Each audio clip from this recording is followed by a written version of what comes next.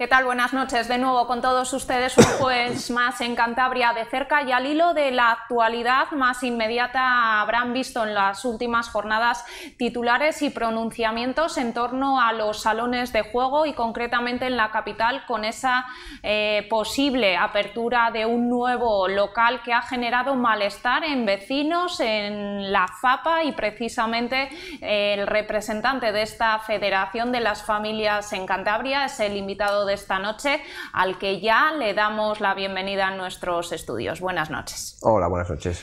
Bueno, Chema Torre, estamos hablando de un problema que, para el que no haya leído en los últimos días la prensa, no esté al hilo de la más absoluta actualidad, los salones de juego. Salones de juego en Santander, en Cantabria en general, un tema, un campo un tanto denostado, y que en los últimos días, como digo, el que se pueda abrir o no un nuevo local en una determinada área de la ciudad ha generado polémica y malestar. ¿Cuál es el diagnóstico, a juicio de la FAPA, de lo que está pasando en los últimos días? Sí, la verdad es que es un tema que ya tuvo su controversia hace 4 años a raíz de unos salones que se quisieron abrir en Cazoña y otro que se abrió en el Alisal. Hubo mucha revuelta social de muchos sectores por todos los problemas que genera ese tipo de locales en lo que se refiere a ludopatías, juego de menores, que se estaba produciendo bastante en aquella época. A raíz de ahí, pues el gobierno reaccionó, se modificó la ley, se modificó también sobre todo el tema del acceso, del control de acceso a esos locales, que yo creo que sí que ha cortado casi de raíz el acceso de los menores.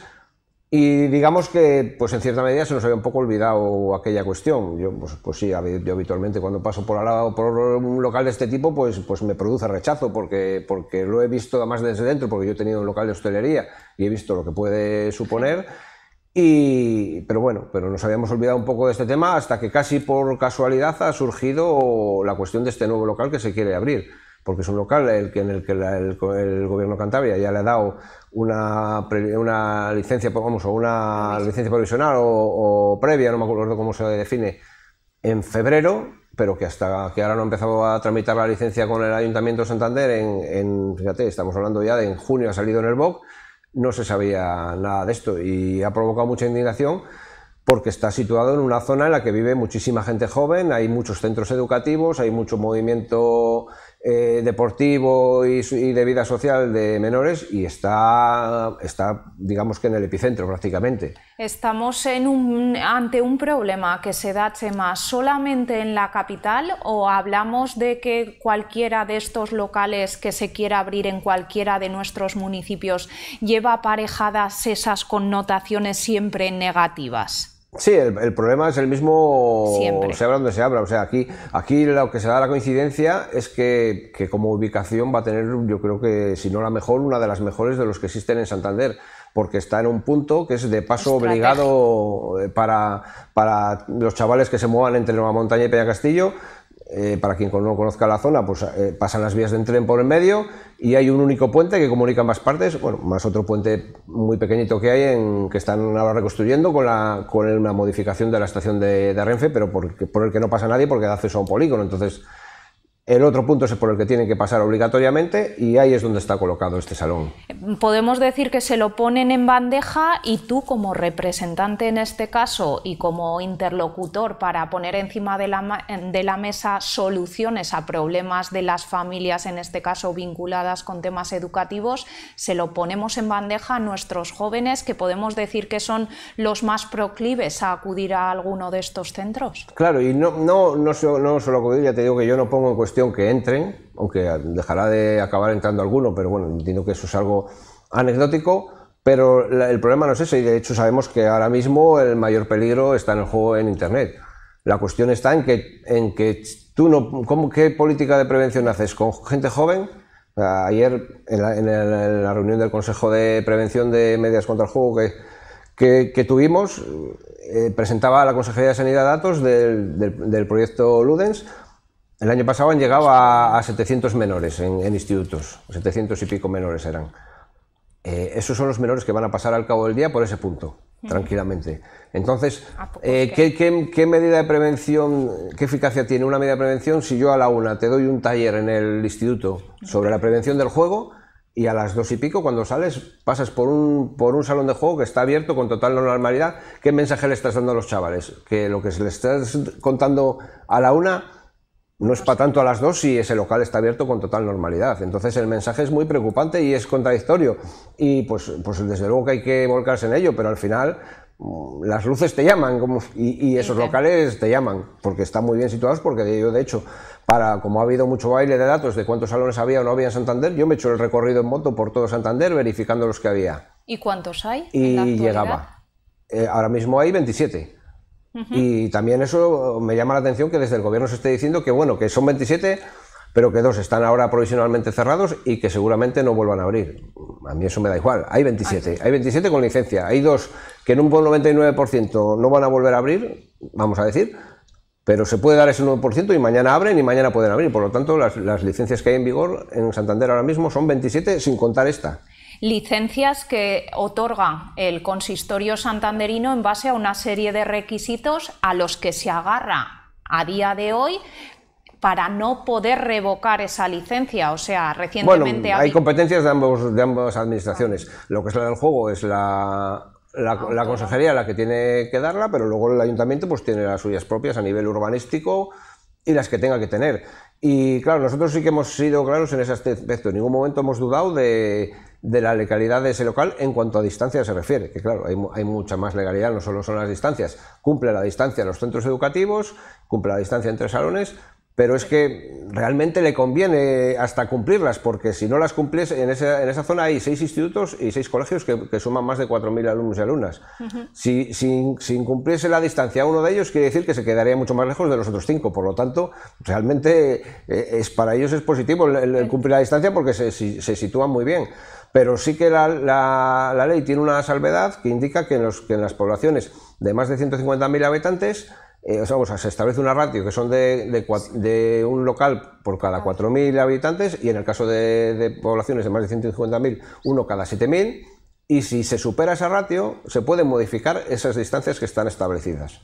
Sí, pero ya se ha dicho que no se van a adoptar esas medidas excepcionales adicionales porque cumpliéndose la ley, Chema, no hay por qué adoptarlas. Ya, pero es que la ley es la que te está dando esa posibilidad. O sea, si tú modificas las distancias, evidentemente lo tienes que argumentar, porque también se nos está diciendo que es que ha habido dos sentencias con el comunicado que salió el otro día del gobierno, aludía a 2 sentencias contrarias a establecimiento de distancias. En la misma nota de prensa pone porque esas sentencias contrarias fue por falta de motivación de esas medidas. Entonces, lógicamente, si tú pones a partir de ahora voy a hacer esto y no lo justificas, pues un juzgado te lo puede echar para atrás. Pero además es que esas 2 distancias de las que habla el comunicado del gobierno se refiere a distancia entre locales y citas, además es que cita expresamente una de Valencia, que habían puesto 800 metros y la echaron para abajo.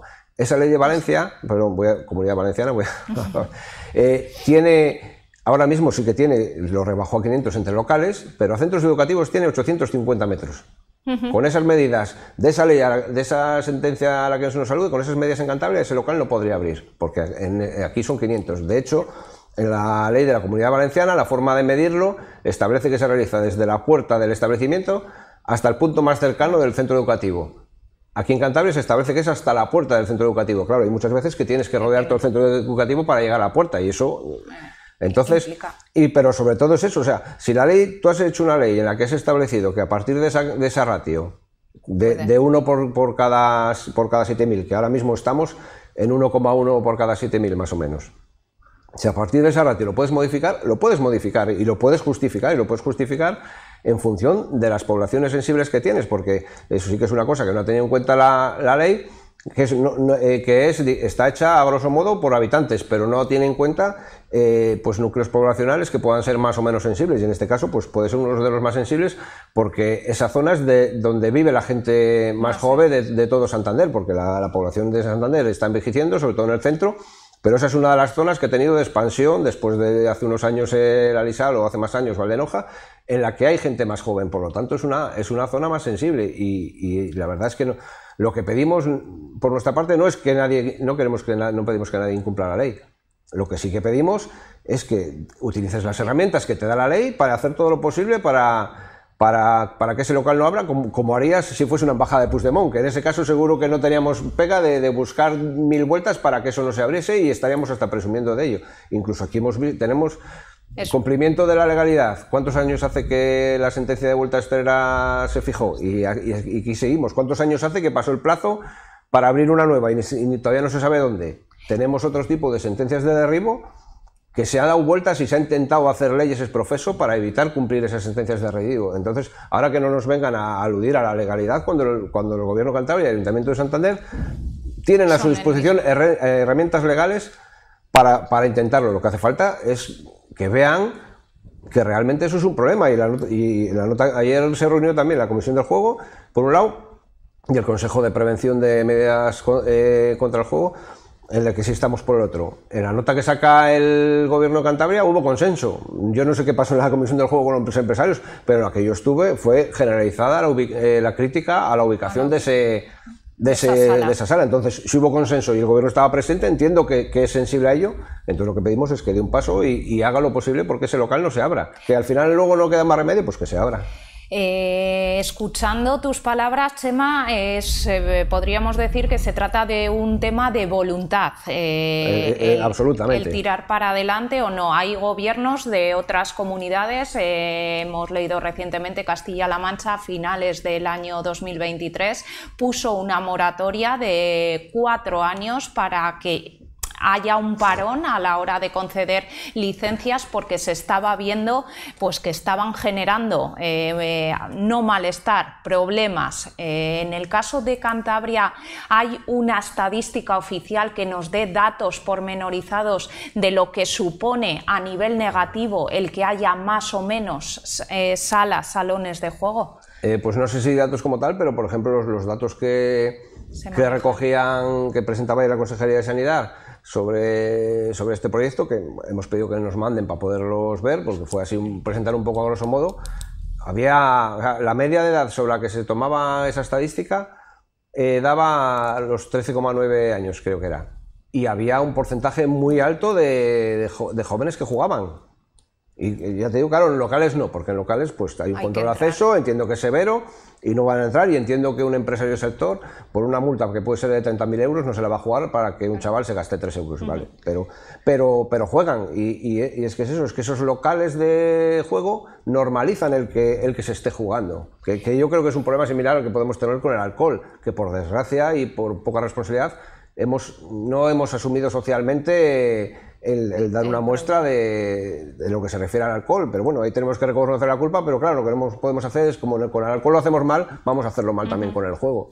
No con el ánimo de ponernos como abogados del diablo en este caso, pero en este asunto me da la sensación que encontrar ese equilibrio entre la libertad empresarial que tiene cualquier empresario a abrir un negocio relacionado con esto del juego y los vecinos que viven en una determinada zona, encontrar ese equilibrio es complicado. ¿Hay posibilidad en este asunto ahora mismo en Santander de encontrarla, o ya se han creado dos frentes que están muy enfrentados precisamente y la posición de unos y otros es inamovible?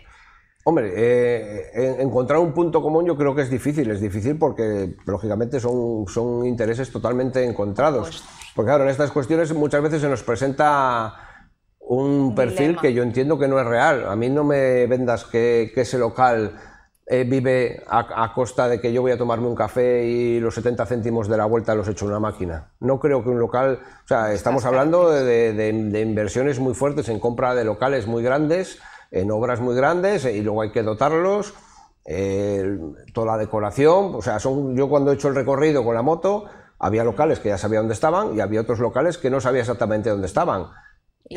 Según llegaba, le localizaba rápidamente, como no localizaba el bar Pepe. O sea, que ahí detrás hay un poderío económico, y buscando información sobre la empresa que va a abrir este local, pues fui a dar con un ranking de las empresas que más facturan. Bueno, la más grande es la nuestra, que el otro día se ha puesto desde el Estado, pero las cifras, o sea, son para echar para atrás. Y luego, curiosamente, del ranking que encontré, de las 8 que más facturan, bueno, la primera era el Estado, luego había otra radicada en Vizcaya y las otras estaban erradicadas en Ceuta, que es bastante entonces, claro, eso ya me da una pista también de luego la contribución social, que se dice que pagan impuestos. Bueno, pagan los menos posibles, porque seguramente que sea el motivo por el que estén tantas erradicadas en Ceuta.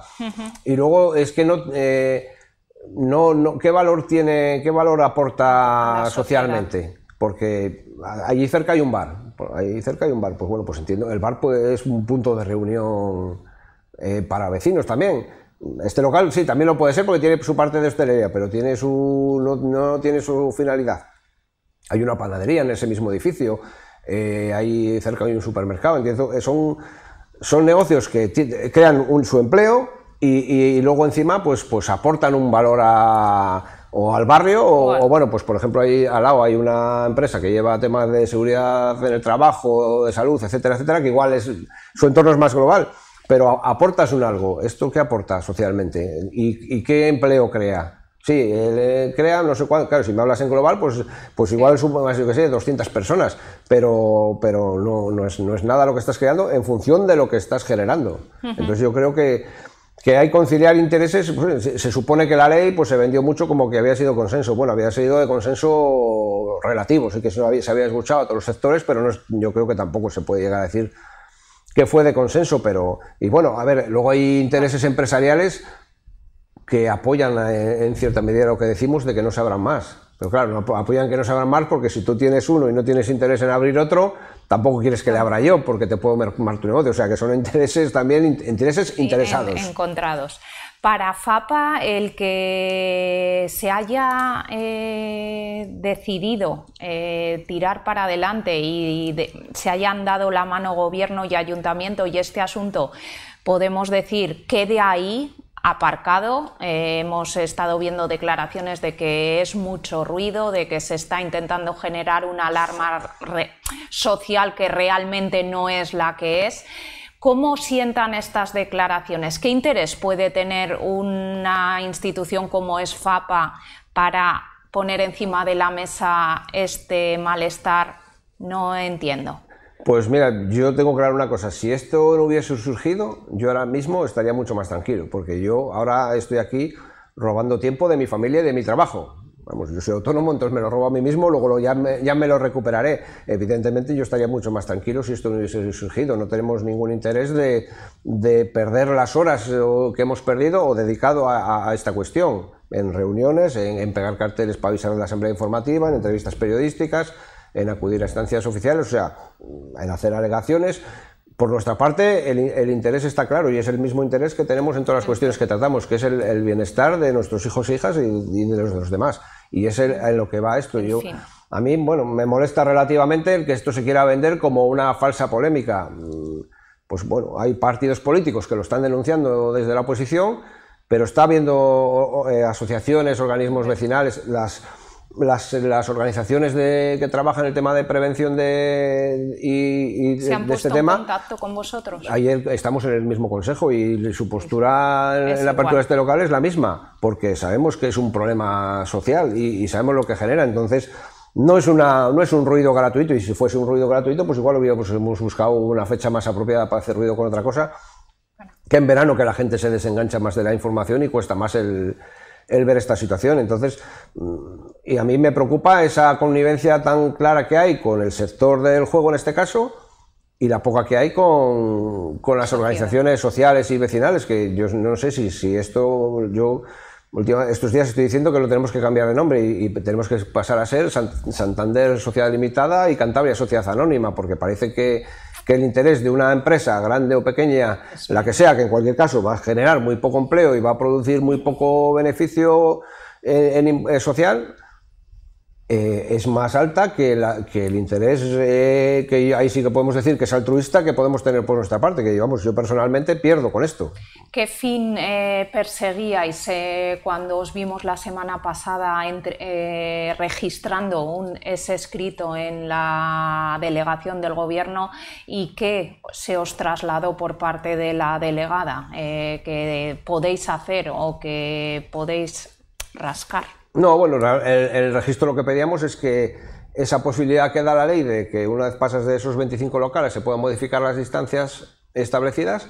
Lo que pedíamos es al Gobierno de Cantabria, que es quien tiene potestad de hacerlo, que lo haga, y como la ley también indica que se tiene que escuchar al municipio, pedíamos al Ayuntamiento de Santander que apoye y favorezca el que esto se haga. El encuentro con la delegada fue casual, no es que hubiésemos tenido cita con ella, sino que coincidió que llegó cuando estaba ahí, y bueno, pues le estuvimos comentando la cuestión. Con nosotros, vamos, yo a nivel personal la conozco y ha estado en un acto nuestro hace poco, pues estuvimos ahí un rato charlando, nada más.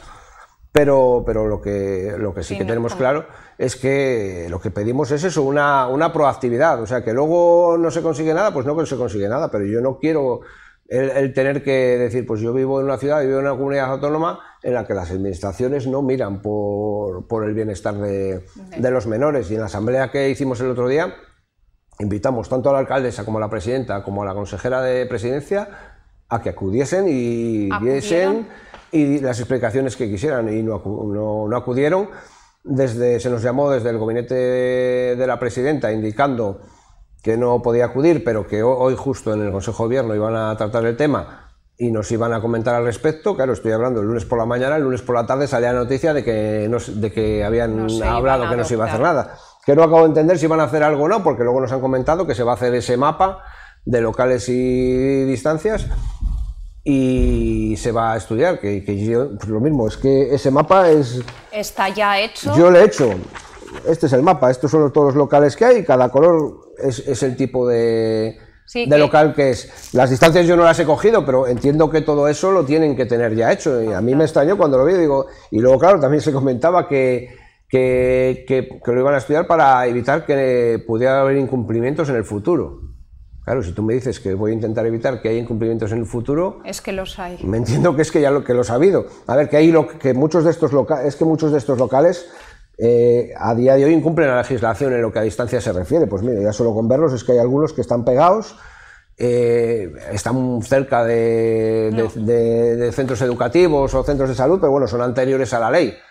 Sí, la verdad es que nosotros como medio de comunicación hemos hecho en una proporción muy pequeñita, pero a la hora de ir a grabar, y nos hemos sorprendido cuando hemos tenido que sacar un listado de los más próximos para ir a grabar esas imágenes. Nos sorprende, en ese mapa se ven muchos puntitos rojos. ¿A qué crees que se debe la proliferación en los últimos tiempos de tantos locales de este tipo? Yo creo que fue pues sin duda, bueno, pues al final las cosas van cambiando y ahí se vio un filón de juego de negocio que empezó Pero pues, es un sector hiperregulado, Chema, por otro lado, porque es como que no se pueden salir del sota, caballo y rey que marca la ley, y en el caso de que se salgan y alguien lo denuncie, pagan con todo. Sí, no, entonces, y las multas que se consiguió que se pusieran en la ley son altas, pero bueno, es un sector muy regulado, pero entiendo que también es que tiene un beneficio muy alto, si no, no se pondrían. Que compensa arriesgar. Entonces, claro, a ver, regulado, pues bueno, pues tú, pues igual te llega mañana a ti una regulación a las televisiones y te dice que a partir de ahora los sofás tienen que ser rojos. Pues mira, vas a tener que gastar dinero y van a ser rojos. Y las plantas tiene que ser un ficus solo, pues tendrás que comprar todo ficus. Pero bueno, tú luego ahí haces un estudio y valoras si te compensa, si no te compensa. Entonces, es un sector muy regulado, pues eso mismo nos está indicando algo, porque es un sector muy regulado. Pero como hay otros sectores muy regulados, yo ahora no puedo salir de aquí a ir a una farmacia y que me dé 3 cajas de Lesatin. No puedo hacer eso. ¿Y el Lesatin es ilegal? Pues por supuesto que no es ilegal, pero es un sector también muy regulado. Y las farmacéuticas, pues lo mismo, no creo que les vaya mal el negocio tampoco. Entonces yo creo que eso no... El que se indica esas cosas no quiere decir por ello el que se tenga que admitir que sigan funcionando, pues seguimos estando en contra. Y seguimos sabiendo que de cara a los menores el peligro está más en Internet que en los propios locales físicos. Pero bueno, el que está jugando en Internet y le está ayudando la normalización del salón físico, mi hijo tiene 15 años, en 3 años ya puede entrar a un local. Sí. Entonces, que el que evita la ocasión. Y claro, y por ejemplo, está muy ligado el tema del juego al tema del deporte. El campo de fútbol de Nueva Montaña físicamente está en el 1 de mayo. Todos los chavales de Nueva Montaña que van a entrenar, que pues lógicamente van y muchos o la mayoría van y vienen andando, van a pasar por allí. Entonces, 4 chavales de 16 años que vuelven de entrenar y pasan por un local de juego es una bomba de relojería y dentro de 2 años pueden entrar. Entonces, no es una buena ubicación para ese local. La ley autonómica del juego en Cantabria data del año 2022, es prácticamente de ayer. ¿Es una ley que nació ya obsoleta o contaras que no fuimos conscientes y no vimos y que necesita una revisión a juicio de la FOC? Hombre, yo creo que obsoleta no, porque claro, yo he estado...